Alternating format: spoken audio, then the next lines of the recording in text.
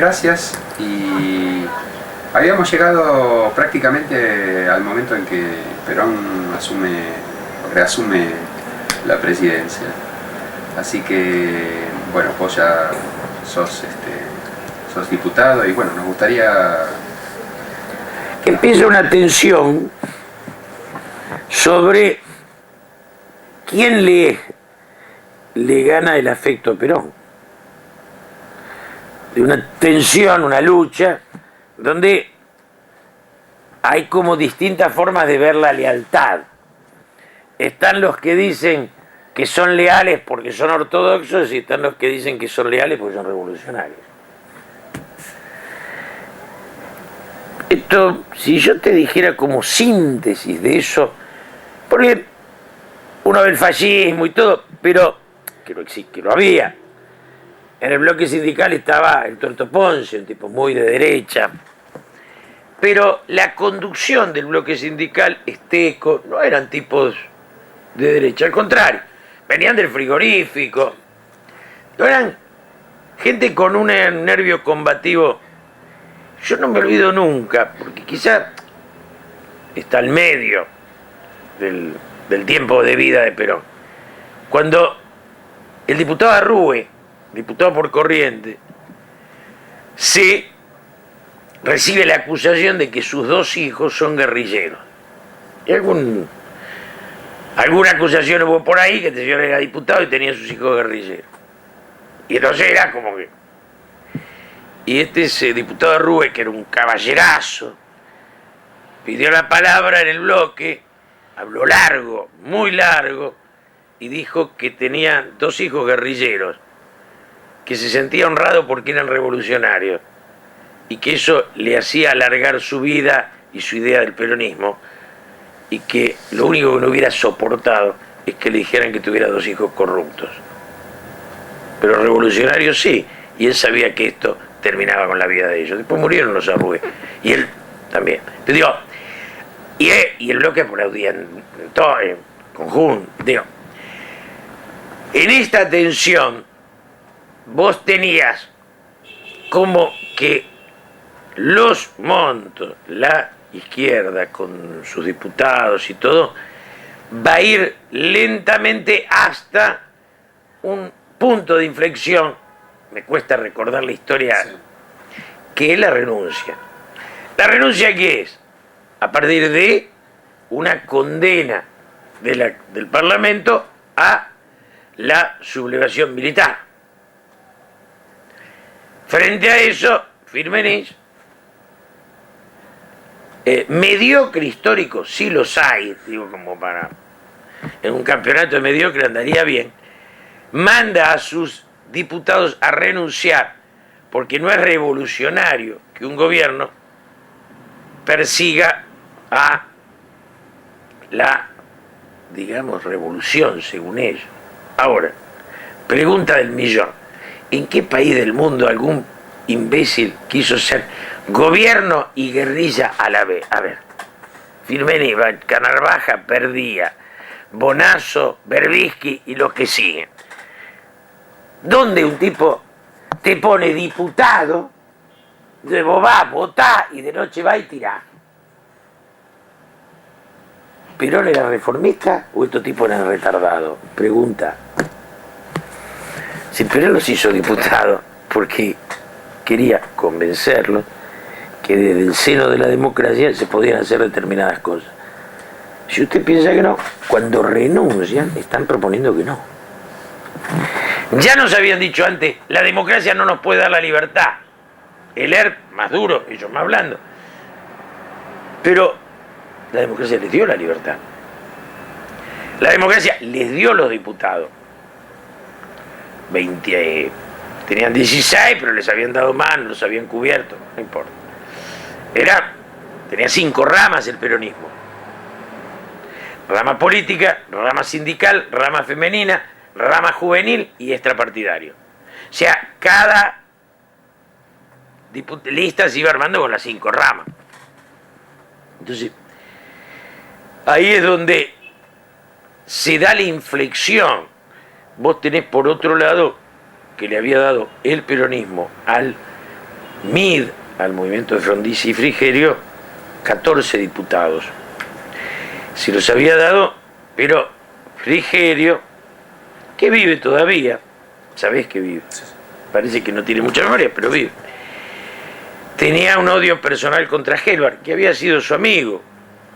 Gelbar y Frigerio son dos individuos que no llegan a la universidad, son textiles, yo decía la otra vez, pantaloneros, se decían entre ellos, y ellos leían a Marx y Lenin después del laburo.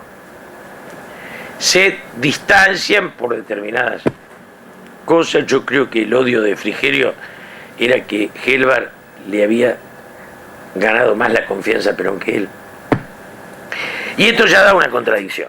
Sumale a esta contradicción la contradicción de los Montos. Los Montos que pelean por esta legalización de la violencia.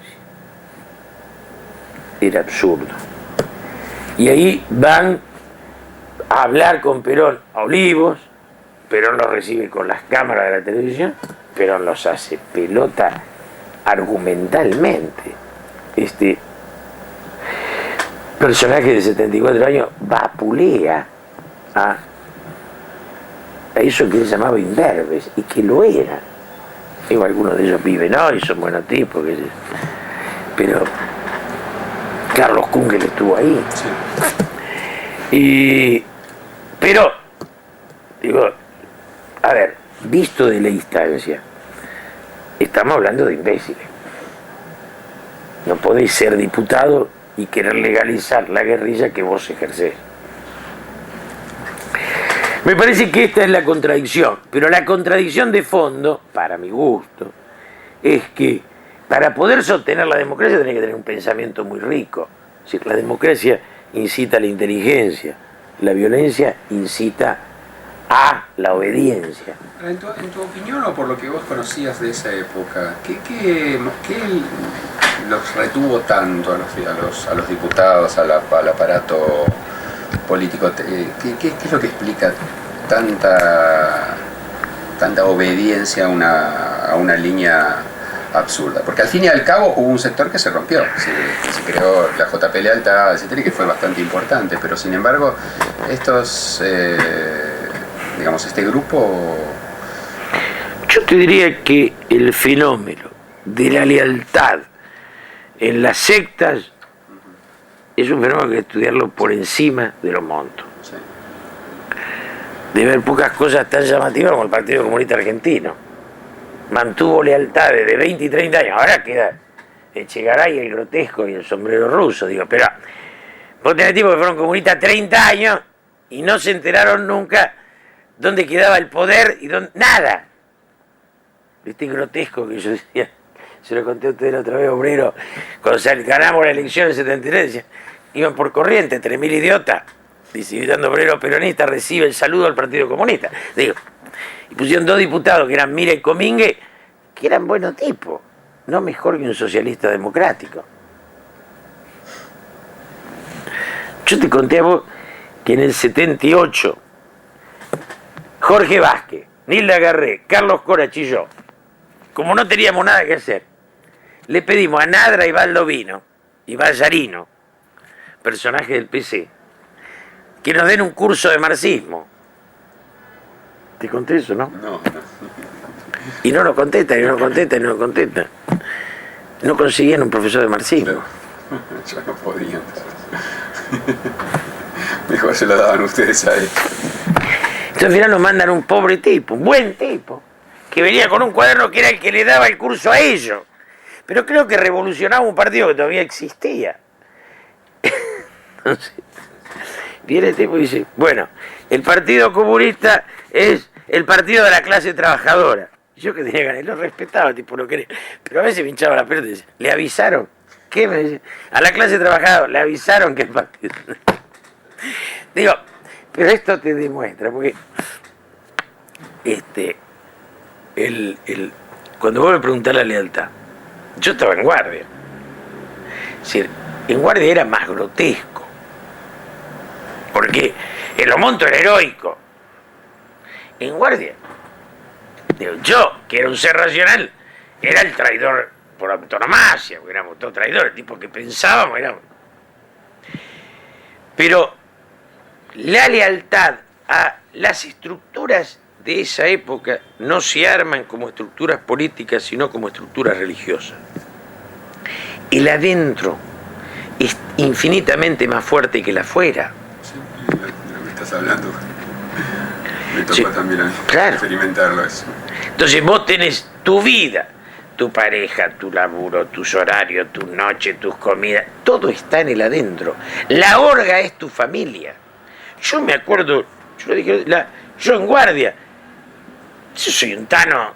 Entonces mi viejo y mi vieja hacían ravioles los domingos. Y me decían que los ravioles los domingos eran antirrevolucionarios, porque yo mantenía lazos con la familia que era el pasado y no entraba en la revolución que era nuevo. De ahí viene la imbecilidad de que el revolucionario no tiene amigos. Con lo cual, que la izquierda la sigue haciendo, se matan entre ellos, son todos, digo, son despreciables personajes que se odian entre ellos.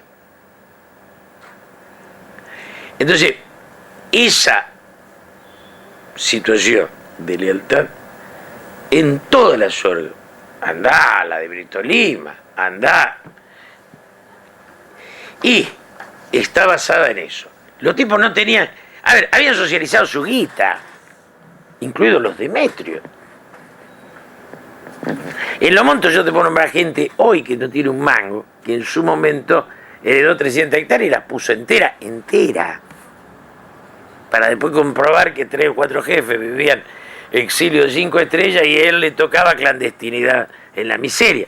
Digo, pero fue así. Una pregunta, ¿no? Respecto a esta cuestión de la lealtad y hasta qué punto, digamos, las organizaciones se reconocen el liderazgo de Perón y luego no. La pregunta es la siguiente. Digamos, Perón llega al gobierno en el contexto de un proceso de movilización social muy evidente. Entonces, pregunta es, ¿qué expectativas existían respecto a lo que iba a hacer Perón una vez en el gobierno? Y en relación a estas expectativas, ¿cómo fue recibido el pacto social, el proyecto de pacto social con Bert Helbart en el Ministerio de Economía? Es importante la pregunta porque va a la bronca que Perón tiene con el camporismo. Y que algunos de nosotros también teníamos. Porque Perón lo elige a Cámpora porque es lo más agresivo, pero también lo elige para que conduzca, no para que haga este festín del muchachismo. Cámpora larga el muchachismo. Yo me acuerdo de haber discutido, ni quiero entrar en eso, pero haber discutido en aquella época. Yo decía, muchachos, a los presos lo tenemos que soltar nosotros. Y ellos me contaban, los presos tienen que soltarlo el pueblo. ¿Qué es el pueblo? 5.000 universitarios lo van con una banderita, eso del pueblo. El que tuvo una actitud así muy sensata en ese momento, pero no consiguió, fue Rigui. Claro, pero digo, la discusión era, muchachos, el poder no se cede. La idea de que las masas, la idea del fluir del poder, es una idea que no la tiene ni la izquierda ni la derecha. El espontaneísmo que vulneraba al pensamiento supuestamente pseudo-revolucionario de estos muchachos, era retrógrado, suicida, porque a la larga estabas laburando para lo que querías. No hacía la revolución socialista echando a la gente a la calle. Digo, hasta la propia gente. Si vos lo tomás eso, saltalo al final de la Rúa y le encontrás lo mismo. Si el que logra, después vienen las asambleas. ¿Y qué vas a hacer con las asambleas? Vos las mirás, cualquiera de nosotros que leyó 2 libros y fue 2 veces al cine, dice, pobre muchacho. Ahora, Julio, ¿me permitís que haga sí. un segundo de... Sí, de abogado del diablo. Sí. Ya sabías. Voy a hacerlo de la siguiente forma. Alguien podría decir que en realidad, está bien, todo eso es cierto, pero que... 2 cosas. Primero, que Perón llegó demasiado lejos en la tolerancia a una estructura, digamos, de movilización pseudo-revolucionaria, y que cuando se dio cuenta de lo lejos que llegó, ya era muy difícil de controlarlo. Estaban demasiado sueltos los demonios como para volverlos a meter adentro de la botella, ¿no? Y segundo y complementario con esto, uno podría decir que hay algunas evidencias, a mí no me queda claro, pero hay quien dice que hay algunas evidencias de que Perón, ya antes de venir a la Argentina, prácticamente, o incluso antes de las elecciones, después de la renuncia de Cámpora, estaba dispuesto a introducir o tolerar cierto grado de violencia represiva ilegal para... Nada de eso tiene, a ver, es, para mí, voy por parte. Primero, los procesos de toma del poder en la humanidad, todos cargan con el conflicto de convertir el revolucionario en burócrata. Punto, hermano. El señor Che Guevara, Fidel lo pone a firmar cheque, a firmar dinero. El tipo se va del país.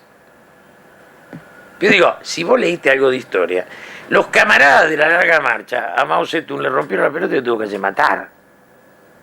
¿Por qué? Porque el guerrero devenido en burócrata no es fácil. ¿Está? Vos lo hiciste, guerrero nómade, y ahora le decís, flaco, tenés horario y tenés que fichar a la entrada y la salida. Si querés sacarle la revolución, cuando los yanquis se retiran de Vietnam, ¿esos tipos qué hacen con esos tipos? Punto. Acá tenemos 4, son los de la guerra de Malvinas, siguen rompiendo la pelota. Entonces, el proceso es universal. ¿Está? Segundo tema.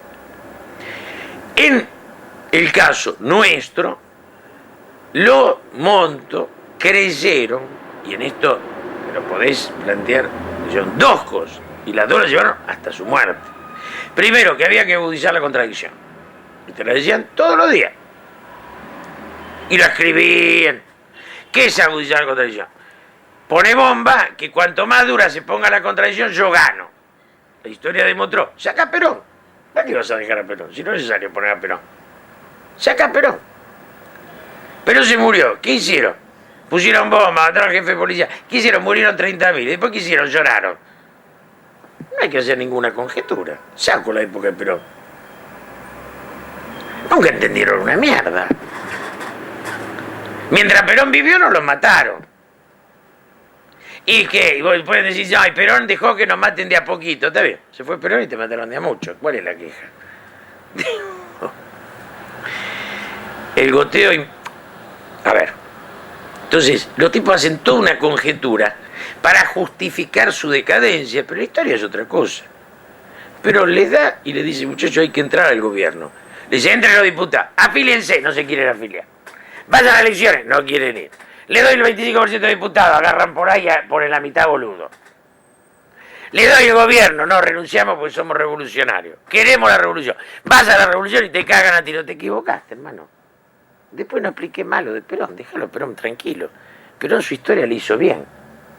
Lo que no sirve para explicar la historia de estos imbéciles. Punto.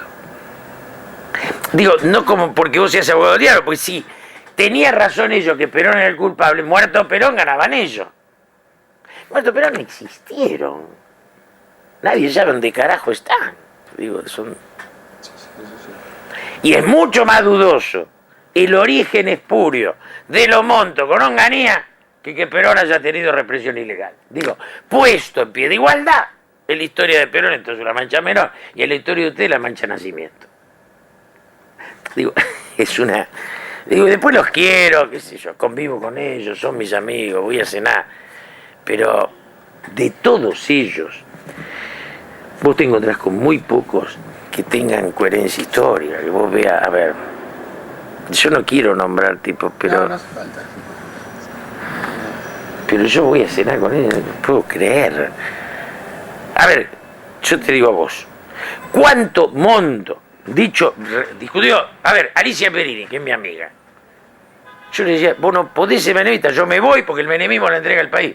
Yo obedezco al poder, me decía, y ahora kirchnerista, y mañana japonesa. Digo, entonces, ¿qué era Monto? No.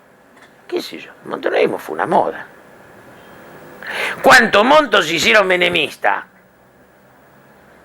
Eso no entendían ni antes, ni durante, ni después.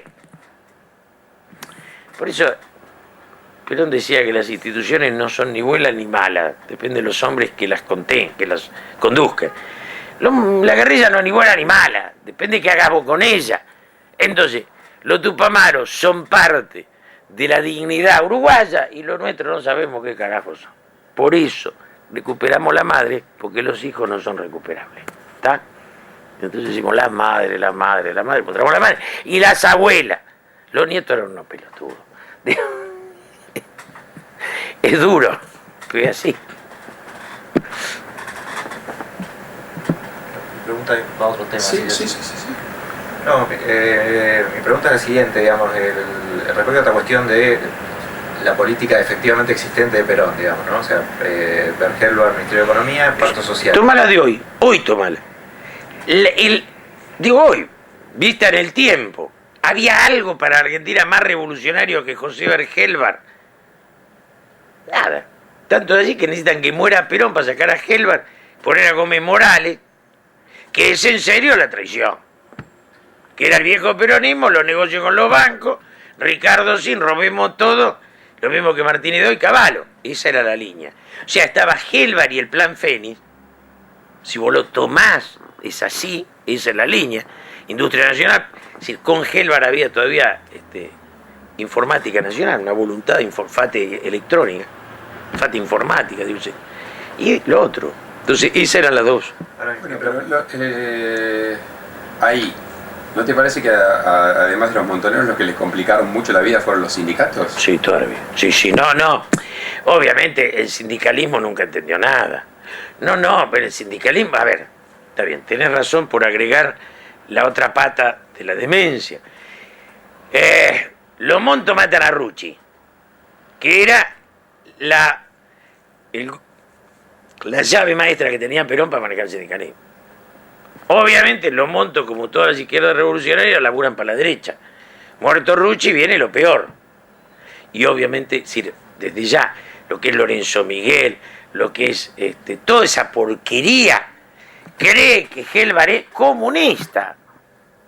Entonces, el negocio de la embajada de Estados Unidos era perfecto. Para los Montos, Gelbar era reformista y para los otros era comunista. Pero es lo mismo que podés vivir en cualquier momento de la historia. ¿Cómo se impide ser nación? Por izquierda te putean y por derecha te putean. Cuando en la Argentina te putean por izquierda y por derecha es que acertaste el camino justo. Eso, digo, aunque hoy la izquierda sea muy chiquitita, más fuerte con los Piketty, la derecha, la derecha es Patti. ¿No? Lo raro es que, por primera vez en nuestra historia, la derecha está toda dentro del sistema. Es Patti, es rico. Digo, vos la escuchás hablar y el que no es intendente, ¿no? Vos me ibas a preguntar otra cosa. No, yo preguntaba exactamente lo mismo que preguntó Vicente, digamos. Es si además de las tensiones que había producido hacia el ala de las Organizaciones Armadas, había producido tensiones hacia el campo sindical, la política. Lo que pasa es que Perón tenía una sola salida de sobrevivencia, que era mantener el acuerdo con la juventud. Roto el acuerdo con la juventud, el resto del país estaba vulnerado. Él apuesta a los jóvenes porque no tiene otra carta. Después, en relación a eso, yo, digamos, en función de tu respuesta recién, la pregunta que me hacías es la siguiente, digamos, vos describís un panorama donde, por un lado, están las organizaciones armadas, cuya lealtad con Perón es difusa y atada a su programa revolucionario. Por otro lado, están los sindicatos que no terminan de acordar con la política económica. Por otra parte está Bergelbar, que, digamos, ahí una pregunta sería, ¿es expresivo de algún interés? Y si es así, ¿de qué interés? Y la última pregunta que te quería hacer, que es la más importante, parece, en relación a todo este juego de fuerza, ¿cuáles son las de Perón, digamos? ¿Quién está con Perón? ¿Hay un sector partidario? No, Perón es la conciencia, no tiene otro poder. Perón tiene la conciencia, ese es su poder, fue siempre. Perón es un militar sin tropa. Su único poder es la seducción. A ver, vos te acordás, lo ponías en televisión 40 minutos, cuando empezó a romper la bola con que los chicos paguen la luz, bajó el consumo de luz. Digo, Perón estaba por encima del peronismo y lejos. ¿Viste? Perón era los peronistas, más los radicales, más los demócratas cristianos, más ciertos conservadores, más... En la vuelta, así como Perón en el 55 cae porque lo aíslan, en el 73 vuelve porque los aísla. Entonces, todos los violines caían en él. Pero el acuerdo real, y esto lo he hablado con Gelman me llegó a decir a mí me comió el ministerio, si yo no hubiera sido ministro, yo manejo la relación entre Osmondo y Perón y no se fractura. Gelman esta la veía. ¿Qué cosa? Que la alianza era la pequeña y mediana empresa, los jóvenes y el poder político. Esto era la alianza. Contra el imperialismo y la oligarquía. Gelman logra que la sociedad rural firme el pacto social. Era un lujo asiático eso.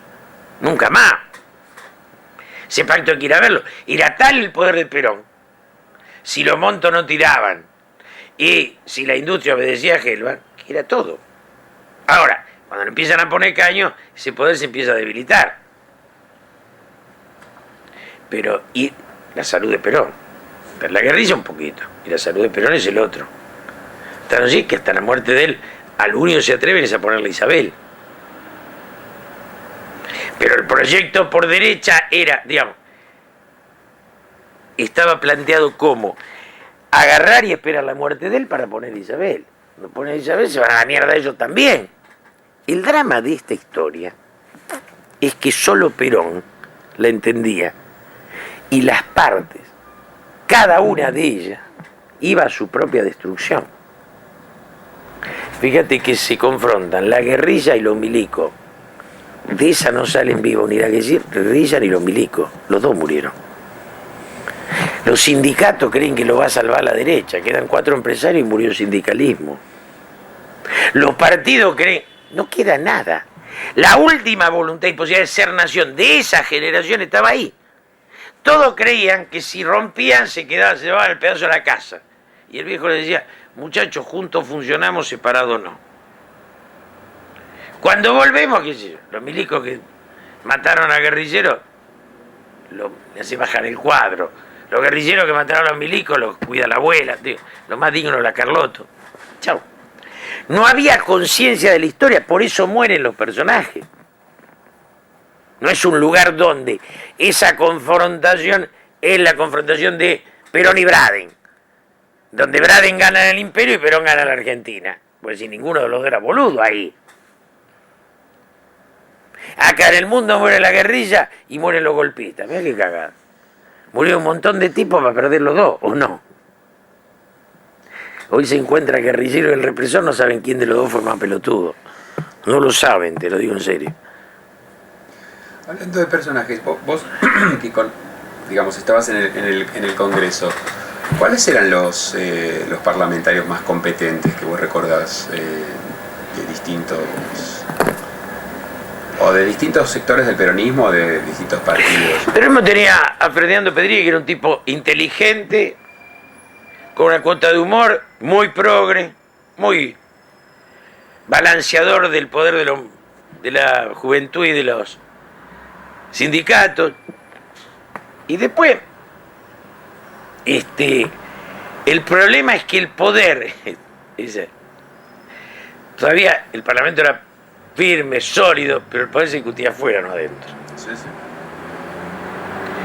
Después nosotros vamos a hacer el bloque de grupo de trabajo contra Isabel, pero todo el poder se discute afuera del Parlamento. Adentro había buenos oradores, Trócoli, un tipo brillante.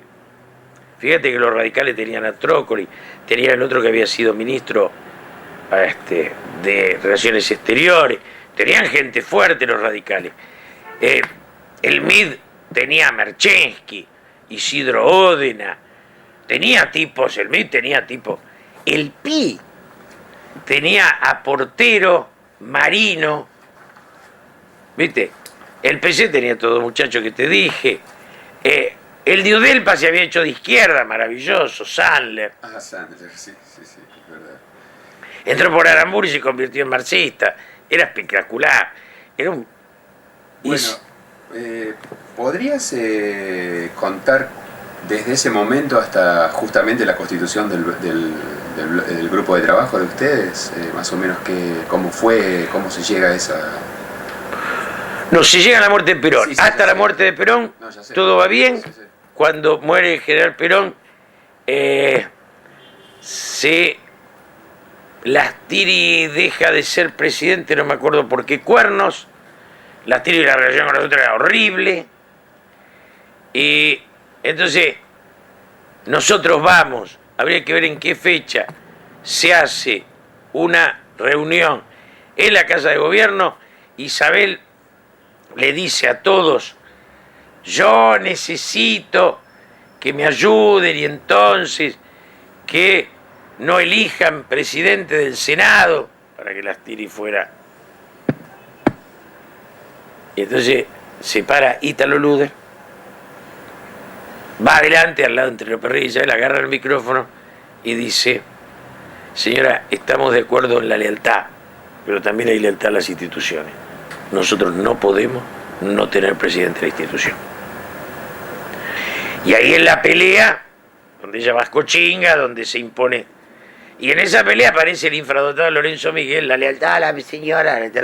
Porque hay un momento, creo que lo dije el otro día, donde todavía las Fuerzas Armadas empiezan a la pelea, y Macera nos dice en una reunión en el Senado, estaba hablando hoy, pensaba Macera, y decía, en ese momento,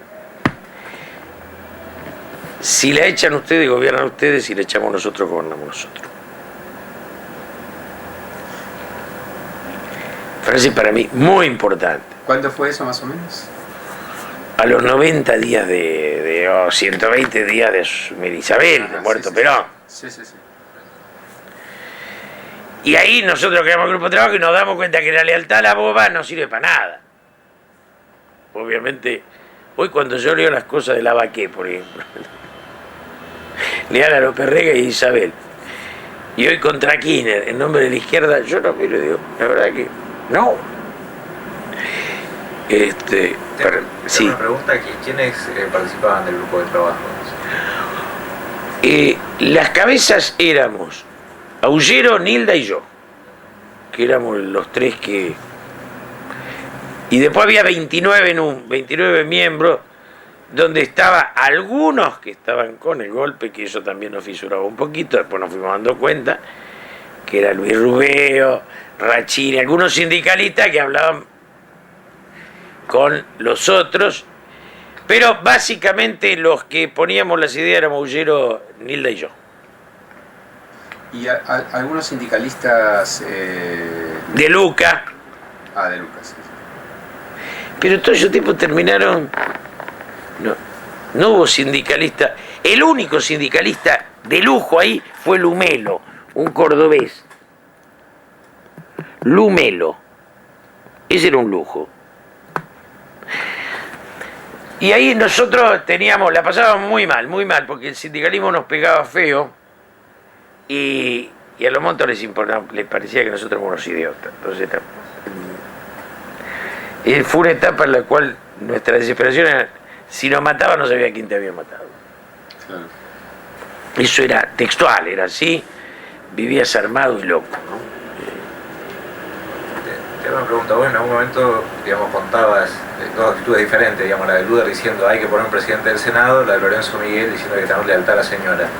¿Vos dirías que en el momento de la muerte de Perón se produce una cierta confluencia de proyectos entre el ala sindical y el sector de Isabel? Sí, claro, sí, claro. El ala sindical con una historia de derecha y mediocridad. Si acá teníamos a Bandor y Robledo, en lugar de Luder y Lorenzo, yo creo que ni golpe hay. Yo digo, ni golpe hay. La verdad es que Luder no era Robledo. ¿Viste? Robledo era un tipo, una conciencia del poder. Luder era con fuerza, con lealtad. Ahí estaba Sadi también, que la peleaba. Tenían conciencia, dos, tres, pero después estaba todo este flan, esta cosa gris, que chirle.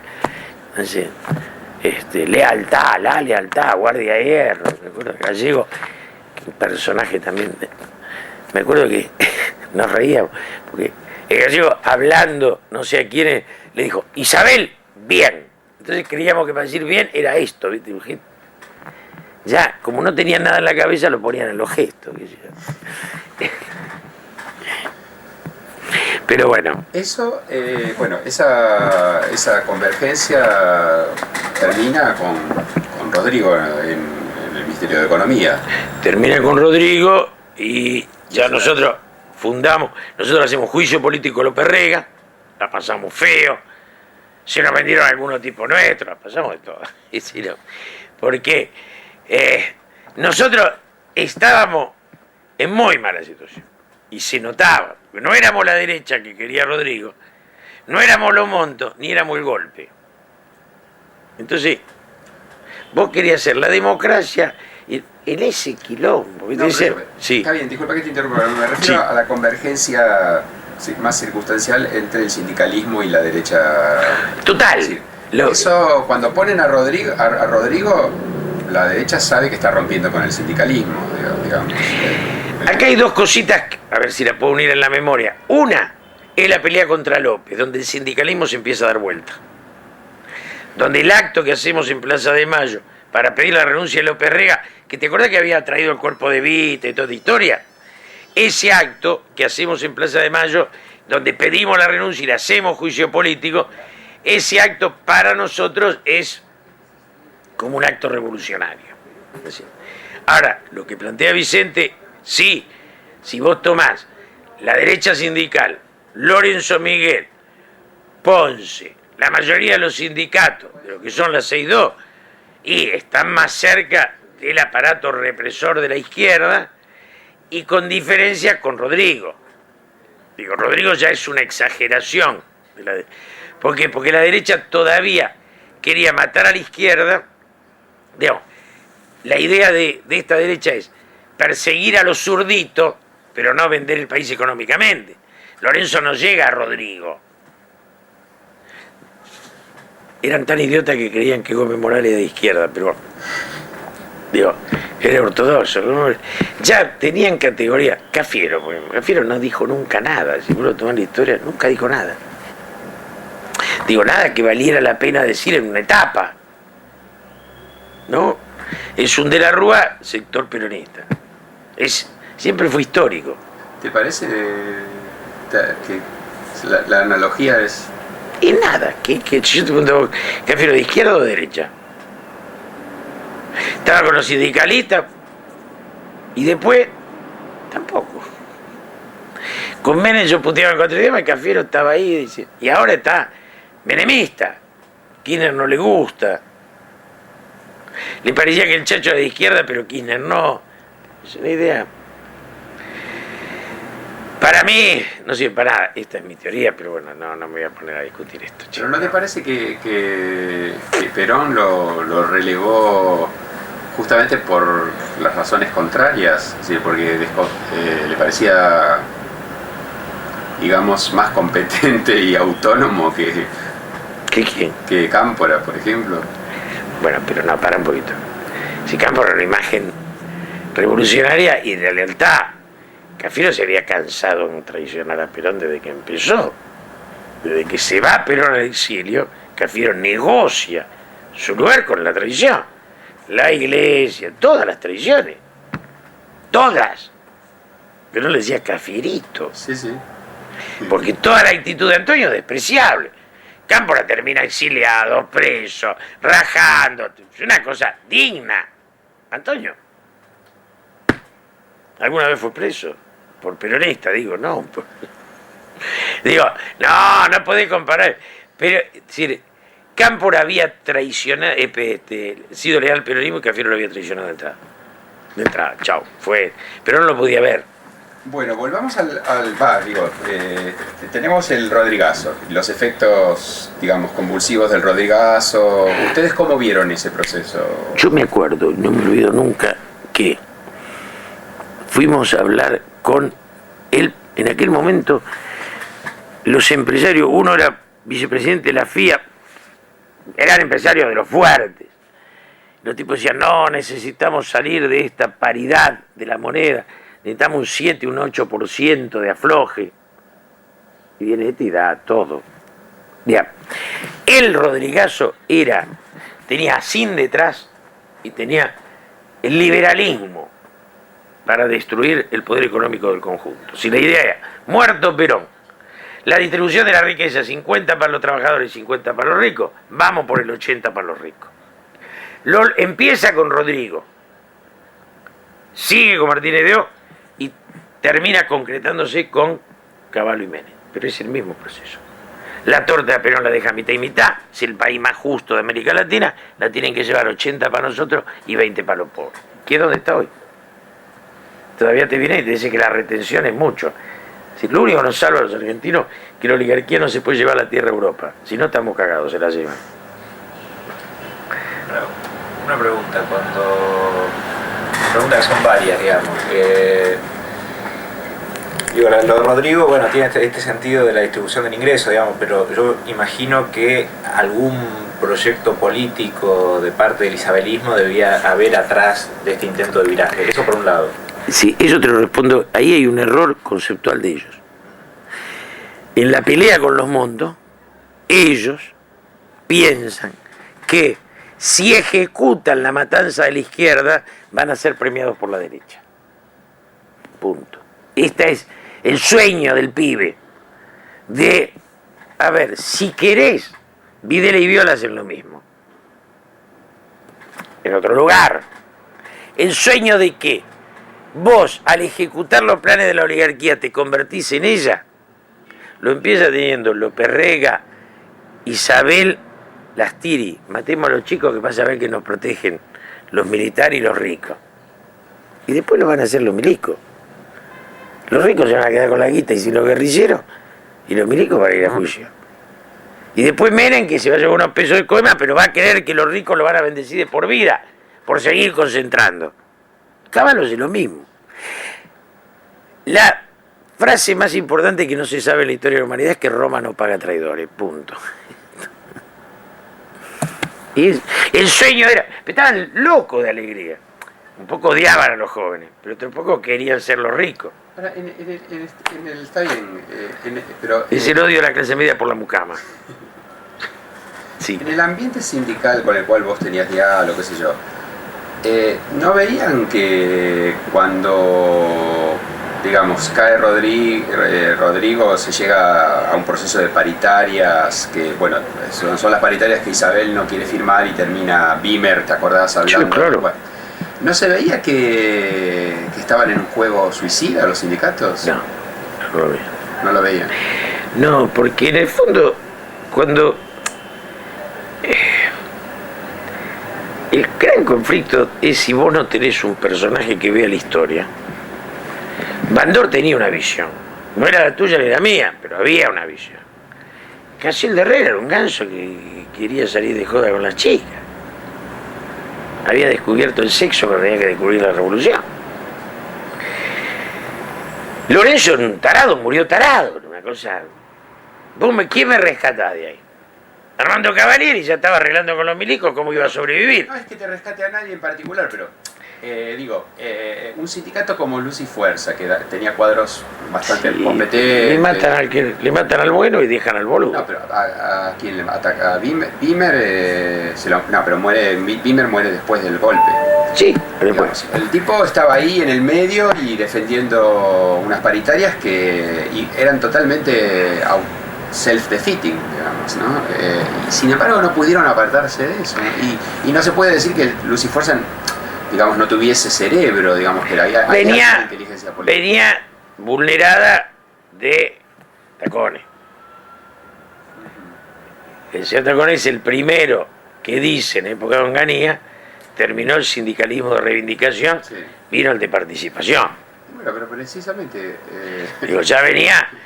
negociamos con los milicos y los patrones, y esta era la idea. Claro, porque yo incluso, siguiendo en la línea de la pregunta que está planteando Vicente, digamos, pues yo digo, otra pregunta que no se podría hacer es, bueno, estaba claro que en el momento que ellos logran derrotar a Rodrigo y dejan a Isabel prácticamente sin poder, si no tienen un proyecto de poder... No tenía. Yo te diría que el proyecto de poder era individual. Era convertirse los más vivos en empresarios y el resto que Dios los ayude, que es el proyecto que tenés hoy. Vos tenés 15 sindicalistas argentinos en nivel económico de los grandes empresarios. Pero y el resto... Pero vos dirías que, efectivamente uno quizás podría decir esto en el 2005, digamos, ¿O vos dirías que se podría decir exactamente lo mismo en 1975-76, donde no estaba tan claro, digamos? No decían eso, no, obviamente. Pero en el fondo, si Bandor era el Partido Laborista, que el peronismo no lo quería, pero era el Partido Laborista, después de esa idea fracasada, el Partido Laborista, no, el sindicalismo muere, si tomás casi a la par de la Iglesia. La Iglesia en el 55 nos voltea, en el 76 nos voltea los milicos. Los sindicatos eran un poder en el 55, un poder más grande en el 70. Hoy no son ni la Iglesia ni los milicos ni los sindicatos. Era la muerte de las instituciones a partir de, la globalización, lo que vos quieras. ¿No? Pero no hubo un dirigente. El sindicalismo sí que no tuvo un dirigente. Hoy por hoy, el sindicalismo dividido en tres. Ninguno de los tres. Vos te podés sentar y decir, mirá qué bien, saben a dónde vamos. No saben. Ahora, son tres papelones. Está bien, digo, ahora, ¿no? Además de esta falta de visión histórica, por así decirlo,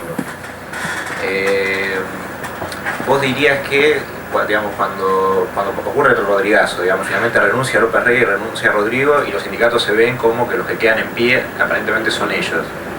En ese momento, ¿cuál es el proyecto? ¿Hay un proyecto? El proyecto de los sindicatos en ese momento mayoritario era acordar con los militares.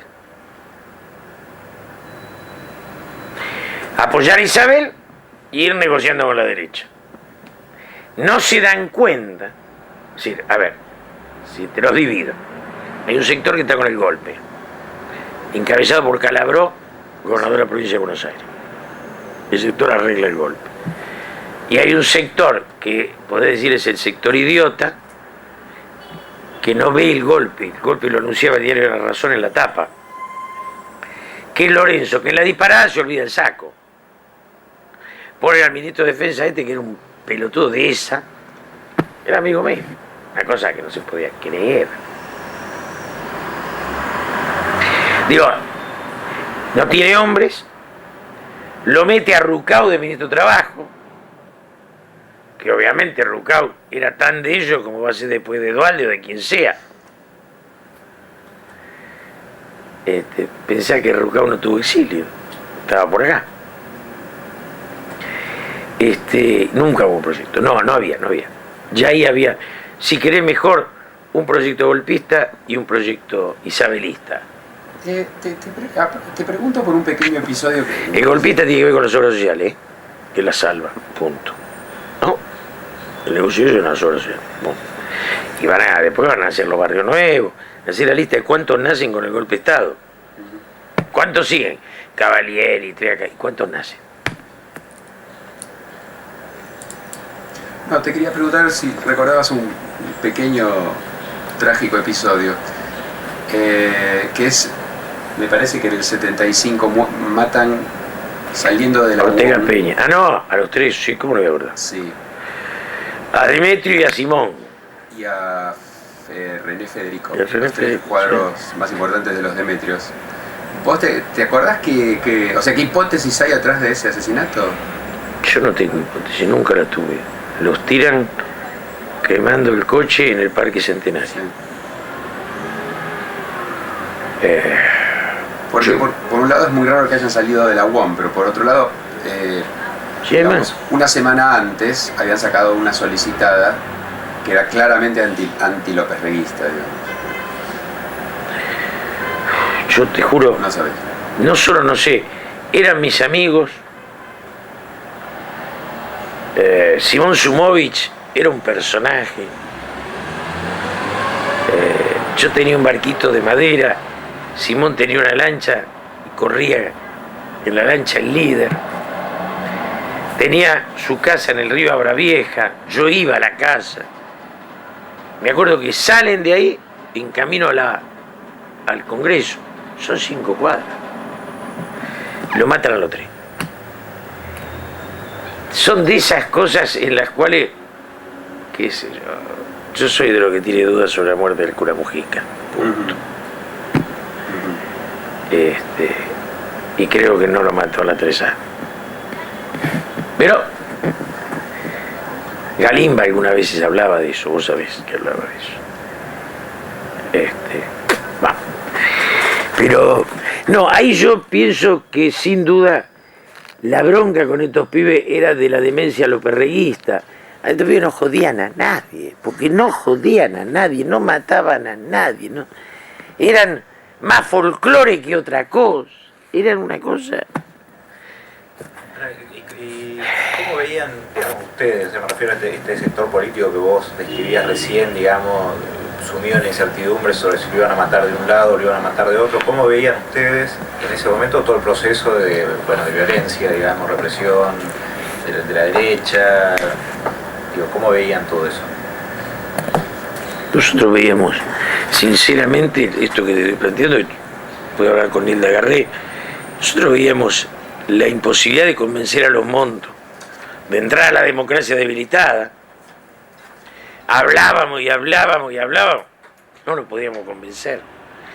En la casa de Nilda hacíamos, ahí en la calle Solís, cenas con José Bergelbar, tratando de que Gelbar, que tenía mucha influencia sobre los montos, les pare la violencia y dejemos a Lerpa aislado y salíamos a dar una lucha interna contra Loperrega dentro del peronismo, pero no lo podíamos convencer a los montos. Los milicos se iban zarpando lentamente y vos veías que se zarpaban. Los sindicalistas creían que éramos todos traidores. Ahí se da esa muerte. Me acuerdo que la contaba Val Medina en la casa de Nilda. Va a Val a ver a Lorenzo Miguel. Y uno de los guardaespaldas de Miguel dice: este zurdo de mierda acá no entra. ¿Lo supiste, Gita? Los demás dicen: acá el jefe es el jefe, y lo matan y lo creman en el horno de la UOM. Quilombo eso.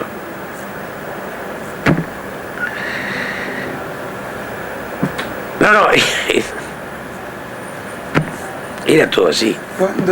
¿Cuándo te diste cuenta que prácticamente estaba todo perdido, digamos? Nos dimos cuenta, teníamos discusión entre nosotros.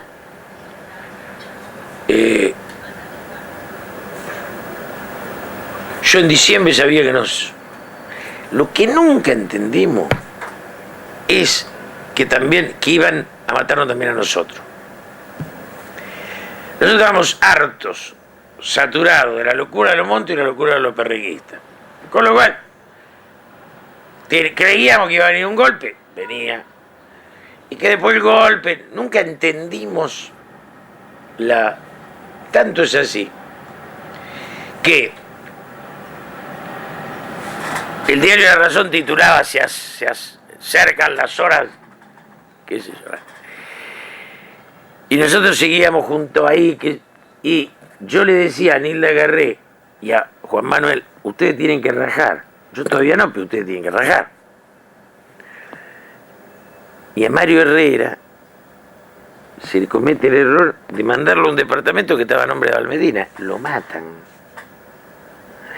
Digo, nosotros casi te diría que el tipo que más nos daba datos era Luis Sobrino Aranda, que era diputado con nosotros. Era el grupo de trabajo que decía: quédense tranquilos, esto viene así. Pero cada vez más crece su figura como informante militar.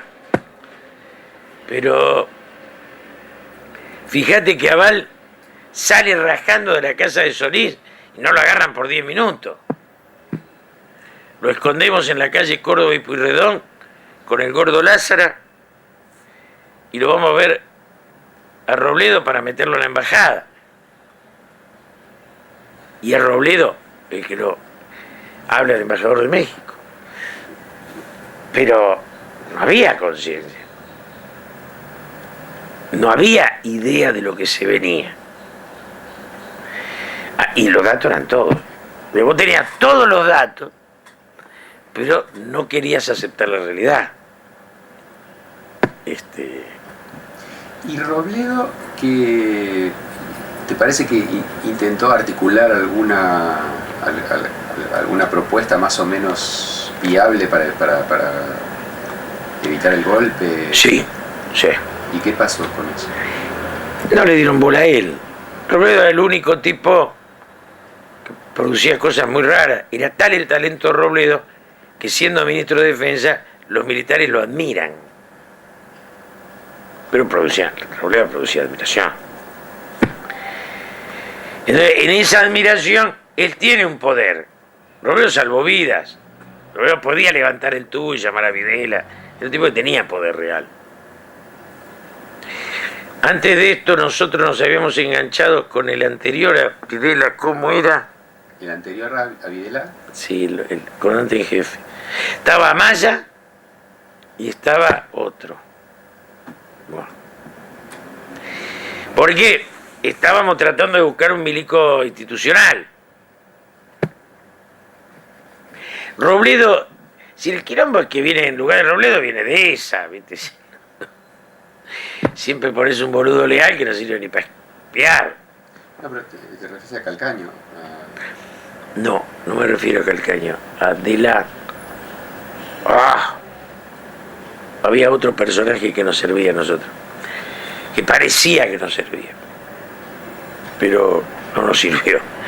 Pero la idea del golpe estaba, y te insisto, yo no me olvido que yo me fui, me escondí con Sergio Renán, me escondió Sergio Renán en la quinta de este, que después le prestó la quinta a Alfonsín cuando asumió, de este apellido judío. Bah.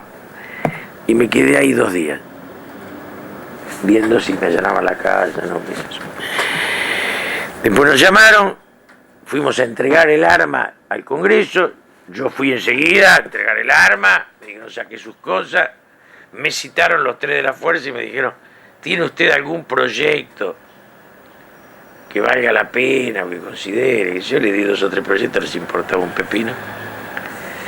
Y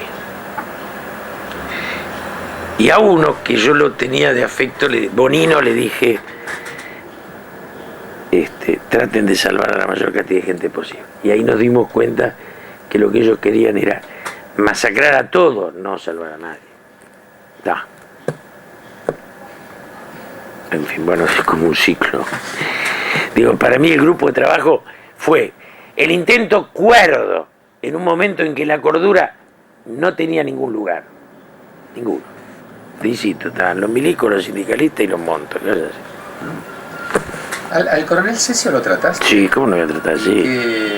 ¿Qué impresión te...? Es un buen tipo. Pero nada más que eso. No. Digo, un tipo excelente. El problema es que el militar que se iba de los militares dejaba de serlo.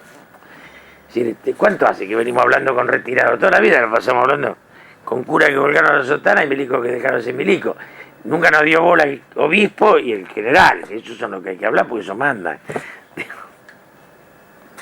No, me parece que en el cierre de ese ciclo vos tenés esto, yo insisto en esto, todas las fuerzas iban a morir. Todas estaban asignadas por la muerte. Punto. ¿No? Hay un libro de José Donoso, Casa de Campo, te lo recomiendo, porque es un poco eso. Es la expresión en el escenario de una tragedia, porque la tragedia, el único sobreviviente fue el peronismo. Y eso al diario La Nación lo pone loco, ¿no? Pero, digo, lo único que iba a sobrevivir era lo que Perón había sembrado. ¿Ah? Bueno.